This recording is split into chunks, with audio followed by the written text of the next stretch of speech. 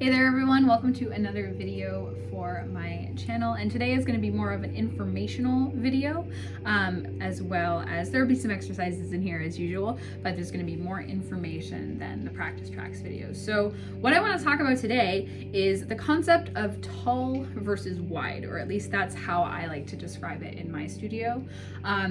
Different genres and different styles of singing really just come down to the different shapes we're making in our resonator, which is our vocal tract, right? So especially if you compare something like classical versus musical theater, depending on the style. Legit musical theater kind of walks that fine line in between, but classical or pop even, right? So classical vowels tend to be taller. They tend to have more roundness and warmth to the sound, whereas musical theater or CCM, contemporary music, has more wide vowels. And this is kind of the key to different styles. And of course you can take this even further. Country, there's more diphthong, there's more R in the sound. You know, it gets very more specific depending on what genre you're speaking about. So we're just gonna kind of do a little overview on what difference your resonator makes in your sound just by virtue of changing how much space you're making back here and how wide your mouth is at the front of your face. So tall versus wide, right? So I'm gonna bring a friend into this conversation. This is Fred the Head. He is a well-loved member of my studio, and I have to draw him every time. So Fred, here we go. Oh, he's very pointy today. So in our mouth, right? He's got quite the chin. The crimson chin apparently is who Fred is. But so actually we should draw an eyeball as well. So he's angry today. Sorry guys. So Fred the Head. We have two main ideas when it comes to our resonator, our vocal tract, right? So that's our mouth, and then if I were to be more accurate here, sorry, I'm left-handed and trying to make sure you can see this, you know, it goes down into your throat, into your lungs, and all that good stuff, your trachea. So the different resonating shapes are basically come down to this. So we have smaller space in the back, wider opening at the front, our wider mouth, right? So this is what we call a divergent resonator. So this will give you wider, brassier, brighter sounds, right? So wow, wow. You can usually see a lot of teeth. Well, especially if you have a large mouth like me, you will be able to see your teeth, as well as just a wider appearance of the front of the face. Now, I'm making some space in the back of my mouth, because if you weren't making any space at all, it wouldn't sound quite as, you know, resonant. So it's more of a stretch, kind of across. Wow, right? Whereas if we want a more classical sound or a taller sound, of course, depending on the style, depending on what you're doing, that is what we call a convergent resonator, right? So convergent is in blue and divergent is in red or pink. So the convergent resonating style is exactly the opposite. We make more space in the vocal tract, taller inside, and less space at the front of the face, which gives warmth and roundness to the vowel. So if I was to do that same syllable, wow, on a different shaped resonator, it would sound more like this. Whoa, right? I can even do it better. Whoa, oh. See how different my teeth or my mouth is? Whoa, as opposed to wow. Now, that is not the only difference between the two styles when we're talking about classical versus musical theater especially. So registration has a lot to do with it. So we'll kind of talk a little bit about that as well. So your chest voice, your mode 1, your speaking voice, basically what it comes down to is vocal fold contact. So your vocal folds have two main muscle groups that control them. And one of the muscle groups has more contact between the vocal folds. It brings the vocal folds shorter, slacker, thicker, and they're more together. There's more contact. Now, as we get higher in our voice, the vocal folds have to stretch and thin. I had a rubber band somewhere, you know, just like a rubber band, and that's a different muscle that takes over. And the vocal folds stretch, thin, and then there's less contact between them. So, between them. So on each fold, right? So when you're singing different styles, you're also engaging different muscles and how much vocal cord contact you're getting, right? So in order to get more of a spoken, chestier, mixier, beltier sound, there's more contact between the vocal folds for longer into our range. If we were to flip up into our true head voice or mode 2, whatever you want to call it, basically longer, thinner folds with less contact, then it would have a different sound. So for instance, if I go higher, let's do an E flat, why not? So if I do that's a wider resonator, right? Divergent. So you can't really do a real ooh up there. My voice would crack if I did. So it would, that's why you have to do kind of an ooh, because you need a bigger, more open vowel at the top there. If you try to do a pure ooh, it would throw off the way the air pressure is, and you would flip into head voice like this.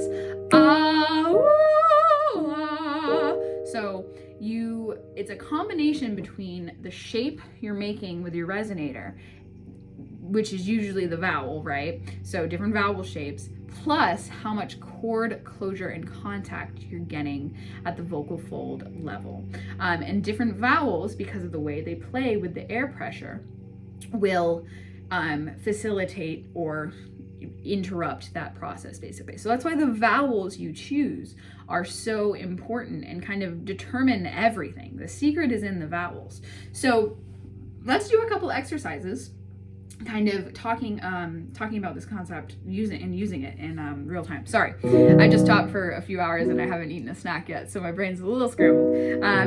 So just talking about all these things for the last 2 hours anyway. So let's try that same exercise again. If you're higher voices, right? So let's do the ah-ooh-ah. So ah-ooh-ah. And we're going to try it with different resonating shapes. So breathe in. Here's the other thing. Breathe in the resonating shape you want to use when sound wants to come out of your face afterwards, right? So if you don't breathe in that position, it's going to be very difficult to establish that position once you're already phonating. So if you want a taller shape, breathe it in, right? Breathing into that spot, which if you started talking, you'd sound something like this. Very fancy, right? So let's try it down here. Ready? If you're a boy down there, obviously. So ready, go. This is still tall. Breathe it in. One more. So let's go back up to the middle of our range and go up. Same shape, using a tall resonating shape. Now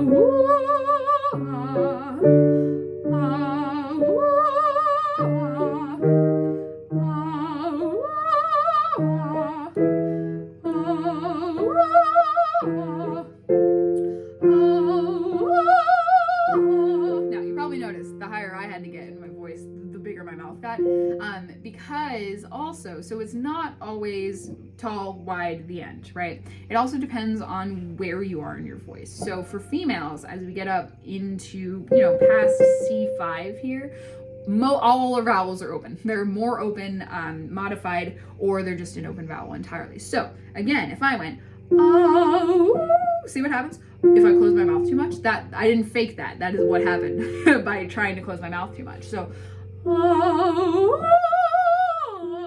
it's more like an O than it is an oo, right?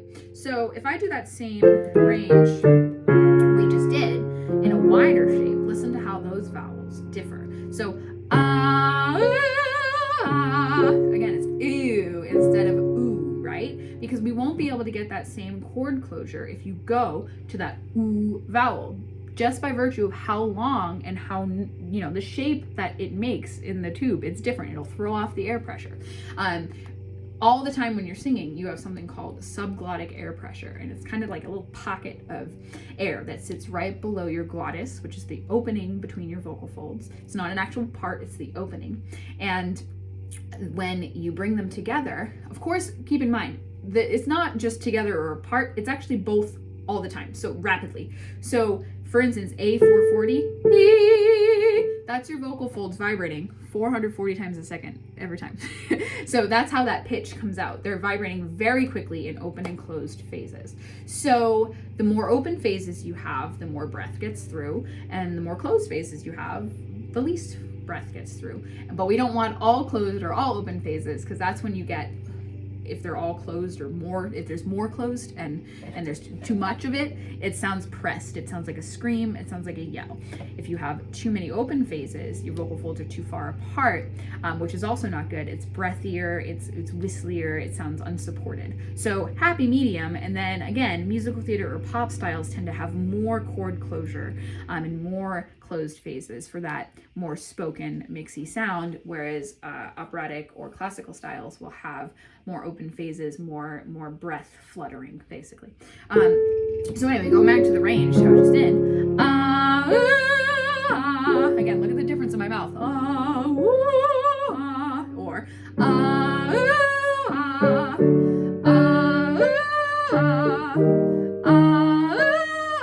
yeah, that you have to go.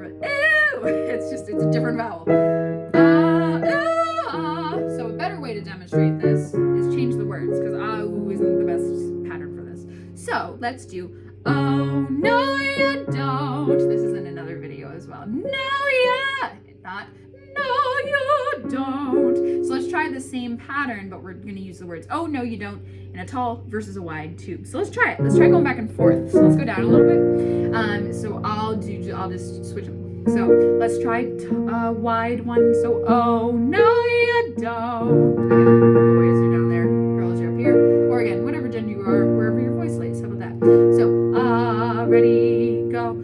Or sorry, oh no you don't. I forgot already. ADHD. Sorry. Oh no you don't. Ready.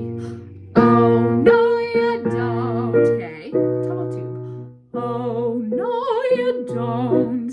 Wide tube. Oh no you don't. Tall. Oh no you don't. Oh no you don't. Tall. Oh no you don't. Wide. Oh no you don't. Let's try wide up here.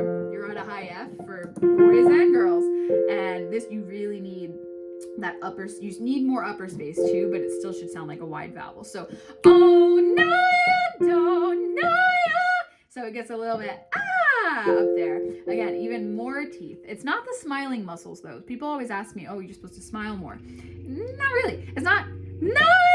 I mean, you could do that, but it makes it really bright because it tugs on your larynx a little bit. So I think it's more like a square.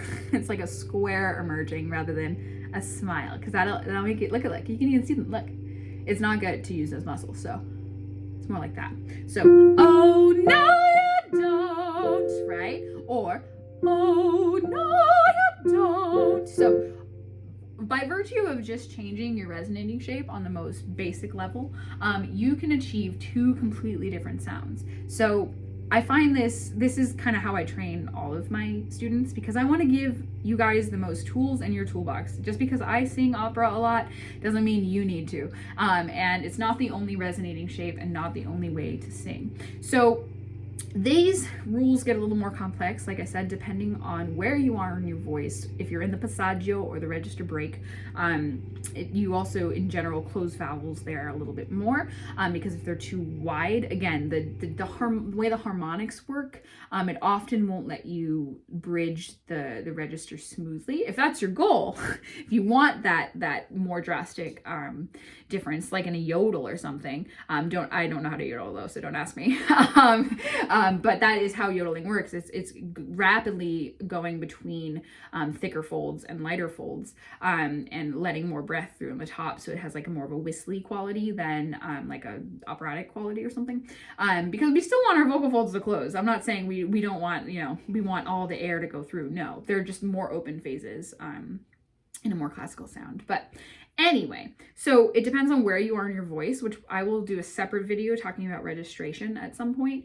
It depends on where you are and what your voice type is as well, because different voice types, which is basically just a label for how big your tubes and your chords are, and it gives you a lot of information about where your transition points most likely be, depending on what vowel. Again, they're all different on different vowels. So it's not a one size fits all, but in general, a more divergent resonator, smaller space in the back, wider space in the mouth, will have a brighter, silverier, chestier kind of sound. And the opposite kind of resonator, a wide space in the back, smaller space in the front, more rounded, more tall, more pursed, that will give you a rounder, more head dominant sound. That's the words I've been looking for. Chest dominant and head dominant mix, right?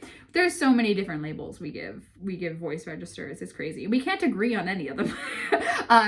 But yeah, so hopefully this video gave you some information, and those two exercises, these wow or whoa or oh no you don't or right?